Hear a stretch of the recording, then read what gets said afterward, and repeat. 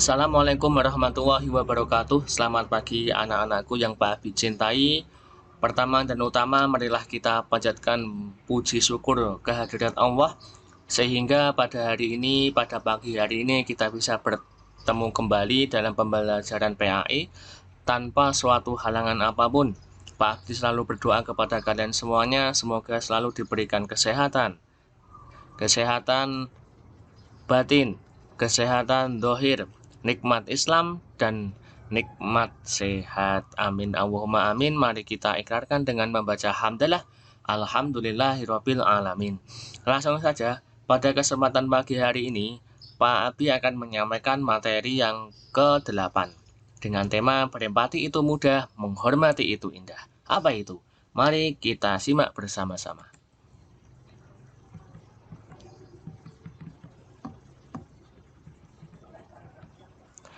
Di sini pada halaman 109, Pak Abi ambil dari buku kalian, ya, buku paket PAI. Ketika kita melihat keluarga yang bahagia, alangkah senangnya, ya, mereka itu saling menyayangi, menghormati, dan mengasihi. Hidup saling berbagi itu indah, anak-anak. Ada orang yang membutuhkan, ada orang yang memberikan. Hidup ini terasa sempurna jika semua saling memahami akan kebutuhan hidupnya masing-masing. Akan tetapi kita itu sering melihat banyak kehidupan yang jauh menyimpang dari ajaran Islam, seperti perilaku durhaka kepada orang tua, perilaku tidak turut terhadap nasihat orang tua dan guru, tidak menghargai guru, bahkan berani terhadap orang tua, berani terhadap guru. Apabila dibiarkan begitu saja, ini akan merugikan anak-anak. Merugikan siapa? Kita dan orang lain. Kalian sebagai anak-anak muslim, kita seharusnya tidak melakukan perilaku tersebut. Bahkan jika kita harus menasehati teman-teman yang sering melakukan perbuatan tersebut, kita harus peduli anak-anak, merasakan apa yang dirasakan teman kita. Kita wajib menghormati kepada orang tua kita yang telah membesarkan kita. Kita juga wajib menghormati guru-guru kita, karena dari merekalah kita sekarang ini bisa membaca dan menulis. Sikap empati atau peduli terhadap orang lain, menghormati orang tua, serta menghormati guru merupakan perilaku terpuji yang harus dijunjung tinggi agar kita menjadi manusia yang sempurna. Amin. Allahumma amin. Selanjutnya, kita masuk di materi empati. Empati itu apa? Empati adalah keadaan mental yang membuat orang merasa dirinya dalam keadaan perasaan atau pikiran yang sama dengan orang lain. Dalam istilah lain, empati dapat diartikan sebagai kemampuan untuk menyadari diri sendiri atas perasaan seseorang, lalu bertindak untuk membantunya. Empati merupakan sifat terpuji Islam, menganjurkan hambanya memiliki sifat ini. Empati sama dengan rasa iba atau kasihan kepada orang lain yang terkena musibah. Seperti sekarang ini kalian tahu di awal 2021, bangsa Indonesia, negara kita tercinta, banyak dilanda oleh musibah. Innalillahi wa inna ilaihi rojiun. Banjir di mana-mana anak-anak, ya, longsor di mana-mana, apalagi gempa kemarin yang melanda Pulau Sulawesi. Terlebih lagi kemarin ada korban pesawat yang jatuh Sriwijaya dan sebagainya. Kita harus mempunyai rasa empati, ya, kasihan terhadap para korban, kasihan terhadap mereka, apalagi kita sebagai sesama umat Islam. Kita harus mempunyai rasa kasihan. Bagaimana bentuk rasa kasihan kita, iba kita kepada mereka? Salah satunya bisa kita memberi bantuan berupa uang, bisa kita memberi bantuan berupa tenaga. Kalaupun tidak bisa kalian doakan dari rumah masing-masing agar mereka selamat, agar mereka diberikan kesabaran dan kekuatan dalam menjalani musibah ini. Amin. Allahumma amin. Itu yang dinamakan empati, rasa kasihan terhadap sesama, terlebih lagi kepada sesama umat muslim. Selanjutnya, empati ini tidak dijelaskan begitu saja. Bahkan dalam Al-Quran telah dijelaskan dalam surat An-Nisa ayat 8, A'udzubillahi minasyaitonirrajim, Bismillahirrahmanirrahim, wa idza hadaral qismata ulul qurba wal yatama wal masakinu farzuquhum minhu wa qulu lahum qaulam ma'rufa.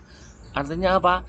Dan apabila sewaktu pembagian itu hadir beberapa kerabat, anak-anak yatim, dan orang-orang miskin, maka berilah. Ya, di sini ada kata, maka berilah mereka dari harta itu sekedarnya dan ucapkanlah kepada mereka perkataan yang baik. Selanjutnya, ayat tersebut menjelaskan apabila ada kerabat, anak yatim, dan orang miskin yang ikut menyaksikan pembagian warisan, maka mereka diberi bagian sekedarnya. Sebagian atau tali asih itu adalah bentuk terhadap mereka perlu ditumbuhkan. Dan rasa empati ini akan timbul apabila, coba kalian cek diri masing-masing, kalian punya nggak rasa yang akan Pak Abis sampaikan? Yang pertama, dapat merasakan apa yang dirasakan orang lain. Orang lain kelaparan, orang lain kesusahan, kamu juga merasakan. Atau bahkan kamu tidak merasakan, kamu acuh tak acuh, tanya pada diri kamu sendiri. Yang kedua, mampu menempatkan diri sebagai orang lain. Yang ketiga, menjadi orang lain yang merasakan. Itu sangat penting, karena ketika kita dapat merasakan kesusahan, kesenangan orang lain, hati kita itu akan hidup. Ya, hati kita itu akan lunak. Apapun yang akan terjadi pada diri kita, kalau hati kita itu hidup, kolbun kita itu lunak, maka akan berjalan dengan indah. Tetapi bayangkan kalau kalian memiliki hati yang keras, itu lebih kejam, itu melebihi hewan yang tidak mempunyai hati nurani yang semestinya dimiliki oleh manusia. Ya, selanjutnya Pak Abi persingkat saja karena waktunya. Allah Subhanahu wa Ta'ala menyuruh umat manusia untuk berempati terhadap sesama, peduli dan membantu antar sesama yang membutuhkan. Allah Subhanahu wa Ta'ala sangat murka kepada orang-orang yang egois dan sombong. Coba cek diri kalian masing-masing. Kalian termasuk orang yang sombong? Tidak. Egois? Tidak. Ya, perilaku empati terhadap sesama dapat dijalankan dalam kehidupan sehari-hari. Dengan cara apa? Yang pertama, peka terhadap perasaan orang lain. Contohnya, kalau kalian di rumah, ibu kalian capek, kalian melihat, seharusnya sebagai anak yang baik apa? Membantunya. Ya, bukan malah diam, bahkan malah bermain HP, bermain game. Itu namanya kalian tidak peka. Bagaimana kalian mau dikasihi kalau kalian saja tidak mengasihi? Yang kedua, membayangkan seandainya aku adalah dia. Kalian bisa lihat berita di TV itu. Ada anak-anak yang tidak bisa sekolah, ada anak-anak yang putus sekolah, bahkan anak-anak yang bekerja ketika usia kalian. Kalian bisa membayangkan betapa beratnya menjadi mereka. Ya, padahal kalian yang sekarang ini yang bisa bersekolah, mempunyai sarana dan prasarana, bahkan kalian kelebihan material, kalian malah enak-enak. Ya, kalian tidak mengikuti nasihat orang tua. Kalian berani terhadap orang tua menyepelekan bapak ibu guru. Bagaimana nanti akhirnya anak-anak? Naudzubillah min zalik. Semoga Pak Abi selalu berdoa kepada kalian terhindar dari perilaku seperti itu. Yang ketiga, berlatih mengorbankan milik sendiri. Ya, misalkan kalian diberikan uang jajan sehari 5.000. 5.000 itu sehari.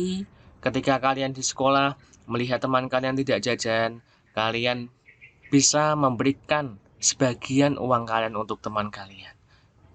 Karena kalian merasakan bagaimana kalau saya menjadi teman saya yang ketika itu tidak bisa jajan. Perasaannya sangat sakit sekali. Yang keempat, membahagiakan orang lain. Wah, ini pahala yang sangat berat timbalannya, yang sangat banyak beratnya adalah membahagiakan orang lain. Tidak usah susah-susah membahagiakan orang lain. Cukup kalian memuji dia, cukup kalian bercengkrama yang baik dengan dia. Itu sebagai bentuk membahagiakan orang lain. Ya. Selanjutnya kita masuk ke menghormati orang tua. Siapakah orang yang paling dekat dengan kamu? Tentu adalah orang tua. Merekalah yang membawa kamu ke dunia ini dengan izin Allah. Jasa mereka besar sehingga kamu tidak akan mampu menghitungnya.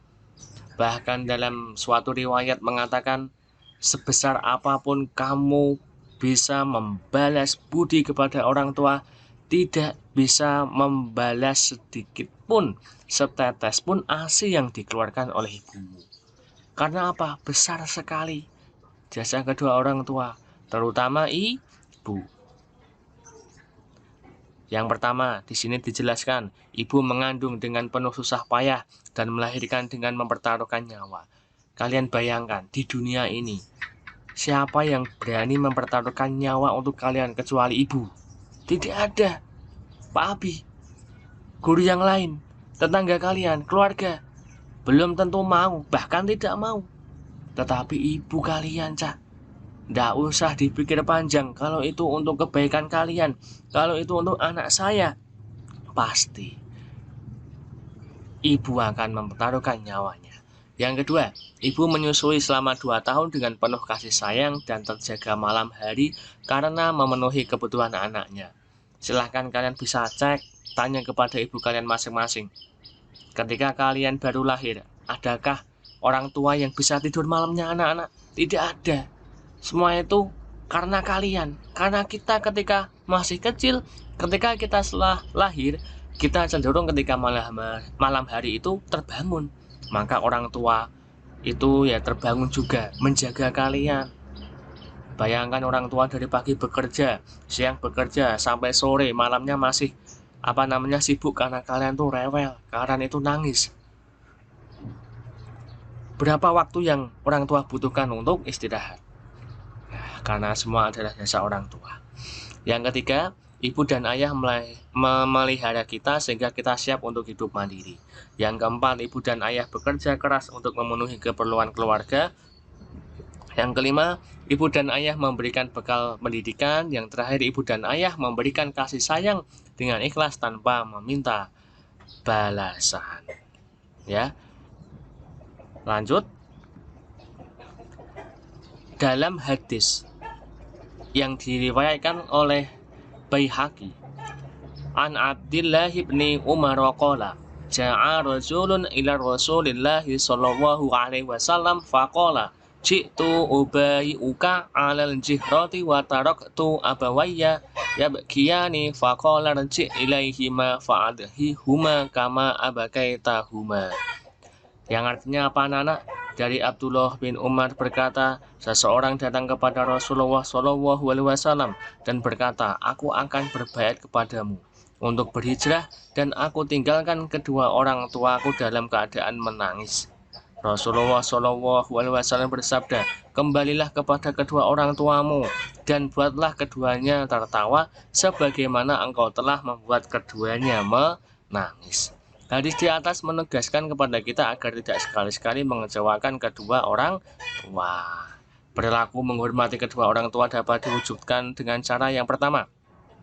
Ketika orang tua kalian masih hidup, memperlakukan keduanya dengan sopan dan santun. Ketika keluar rumah, kalian cium tangan, pamitan. Ketika pulang dari berpergian, kalian juga cium tangan. Kalau perlu, peluk mereka. Mereka itu orang tua kalian, anak-anak, bukan siapa-siapa. Bayangkan kalau kalian melihat sebagian teman kalian yang tidak punya orang tua. Kapan mereka mau mencium tangan orang tuanya? Kapan dia mau memeluknya? Ketika itu, kalau tidak orang tuanya masih hidup. Nah, terus siapa yang bisa menjamin orang tua kalian itu masih hidup sampai sekarang? Tidak ada. Mumpung masih ada waktu, tidak usah malu-malu, itu orang tua kalian yang melahirkan kalian. Kalian nanti akan menyesal pada waktunya kalau kalian ketika orang tua masih hidup tapi kalian belum bisa melakukan apa-apa, belum bisa membahagiakan, bahkan kalian belum bisa patuh bakti kepada orang tua. Ya. Yang kedua, membantu pekerjaannya. Orang tua yang bekerja, yang kecapean, yang keletihan, silahkan dibantu. Yang ketiga, mengikuti nasihatnya. Yang keempat, membahagiakan keduanya. Pak Abi di sini berpesan ya anak-anak. Seperti apapun orang tua kalian, ketika orang tua kalian menasehatinya, bahkan nasihat itu kurang pas terhadap diri kalian, jangan sekali-sekali membantah. Jangan sekali-sekali kalian bilang tidak. Jangan sekali-sekali kalian bilang ah. Bahkan kalian mengatakan yang lebih buruk dari itu. Kenapa? Hati orang tua kalian tuh akan sakit. Rasanya luar biasa itu. Dikatakan dalam sebuah riwayat, apabila seorang ibu menasehati anaknya dan anaknya itu mengatakan ah kepada ibunya, dosanya luar biasa. Naudzubillah min dzalik. Maka dari itu, kalau orang tua menasehati, kalian harus diam dan kalian harus patuh. Walaupun itu kurang baik, jangan kalian bentak, jangan kalian putus pembicaraan, kalian luruskan dengan baik-baik, ya. Yang kedua, ketika orang tua kalian sudah meninggal, bagaimana cara bakti kepada mereka? Ketika setelah sholat kalian mendoakan, kalian mengirimkan Al-Fatihah kepada orang tua kalian yang sudah meninggal. Ini pun juga dijelaskan dalam hadis yang Nabi Muhammad sampaikan. Yang doanya pun kalian mungkin masih hafal. Selalu diajarkan ketika kalian sekolah, bahkan ketika kalian sudah TK. Bismillahirrahmanirrahim. Allahumma gfirli wali walidayya warhamhuma kama rabbayani shaghira. Ya Allah, ampunilah aku dan kedua orang tuaku dan rahmatilah mereka sebagai keduanya telah memeliharaku pada waktu kecil. Amin Allahumma amin. Selanjutnya, mari menghormati guru. Ya, kita harus berbuat baik atau berbakti kepada kedua orang tua kita. Kita juga diperintahkan untuk berbuat baik kepada guru. Karena apa? Gurulah yang menjadikan kita orang yang pandai, memahami ilmu pengetahuan. Kalian bisa membayangkan, tidak ada profesi di dunia ini yang lahir tanpa adanya guru. Semuanya itu bisa menjadi presiden, bisa menjadi polisi, bisa menjadi dokter karena jasanya guru. Ya, jangan kamu sepelekan, jangan kamu sakiti guru-guru kalian. Jasanya luar biasa. Kalian bisa membayangkan kalau kalian hidup sendiri, tidak ada guru yang memberikan ilmu kepada kalian, kalian jadi apa? Mungkin tidak ada bedanya dengan hewan. Naudzubillah min dzalik. Maka dari itu hormatilah guru, sayangilah mereka, karena bagaimanapun guru adalah orang tua kedua bagi kalian selain bapak dan ibu.